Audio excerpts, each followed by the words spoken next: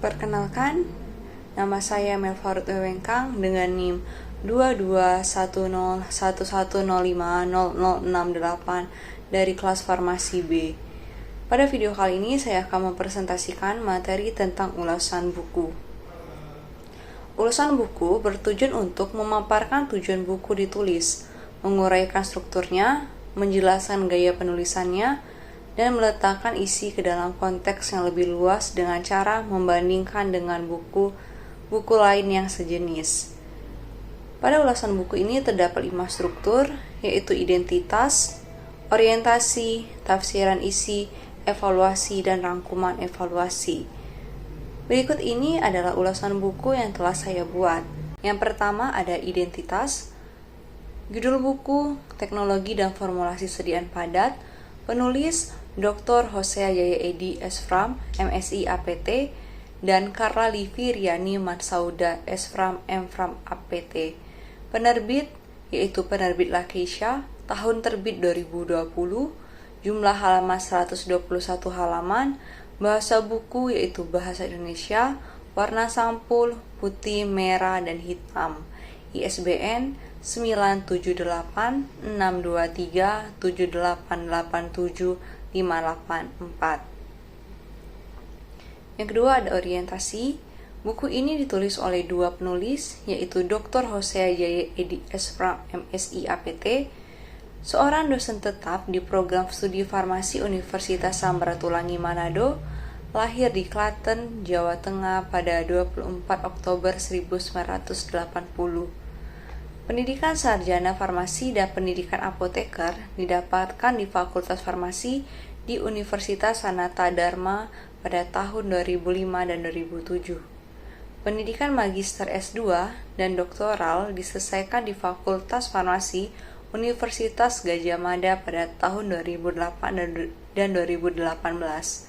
Mata kuliah yang diampu adalah bidang ilmu teknologi farmasi dan yang meliputi teknologi dan formulasi sediaan padat, teknologi dan formulasi sediaan semi-solid dan liquid, kosmetologi, dan farmasi industri.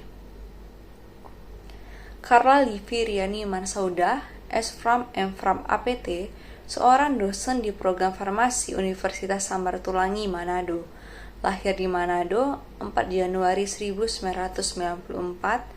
Gelar sarjana farmasi didapatkan di Universitas Samratulangi dan melanjutkan apoteker di Universitas Sanata Dharma, Yogyakarta.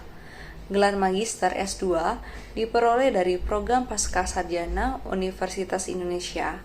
Mata kuliah yang diampu adalah teknologi dan formulasi sediaan padat, farmasi fisika, farmasetika, teknologi dan formulasi sediaan semi-solid dan liquid, kosmetologi, teknologi dan formulasi sediaan steril dan parenteral. Yang ketiga ada tafsiran isi.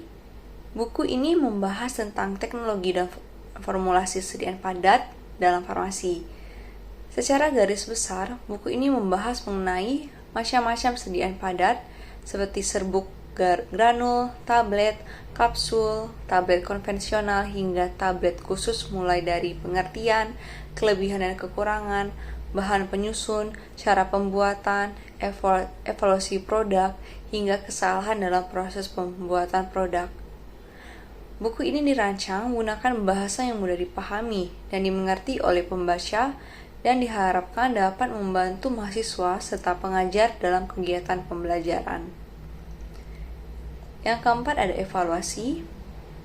Keunggulan buku ini adalah bahasa yang digunakan mudah dipahami dan dimengerti oleh pembaca. Pengertian dari setiap sediaan padat lengkap berasal dari berbagai macam sumber seperti Farmakope Indonesia. Dan di setiap babnya ada latihan soal untuk mengetahui pemahaman kita terhadap bab tersebut. Kekurangan buku ini adalah materi yang ada di buku belum lengkap. Kertas yang digunakan tipis sehingga tembus ketika di highlighter. Buku ini bermanfaat bagi mahasiswa dan tim pengajar. Walaupun materi dalam buku ini belum terlalu lengkap, berbeda dengan buku yang berjudul Teknologi Sediaan Solida yang ditulis oleh Robert Tungadi, buku ini lebih lengkap secara materi. Pada buku yang pertama, tidak membahas suppositoria, sedangkan buku ini membahas suppositoria. Jika buku pertama tidak membahas masalah-masalah yang terjadi pada saat pembuatan sediaan serbuk dan cara penanganannya, buku kedua ini membahas hal tersebut. Yang kelima ada rangkuman evaluasi. Buku teknologi dan formulasi sediaan padat sangat berguna, khususnya bagi mahasiswa farmasi, di mana buku ini menjelaskan bentuk sediaan farmasi mulai dari pengertian serbuk dan granul, kapsul dan tablet hingga proses pembuatan sediaan padat. Itulah materi tentang ulasan buku yang telah saya buat yang berjudul Teknologi dan Formulasi Sediaan Padat. Terima kasih.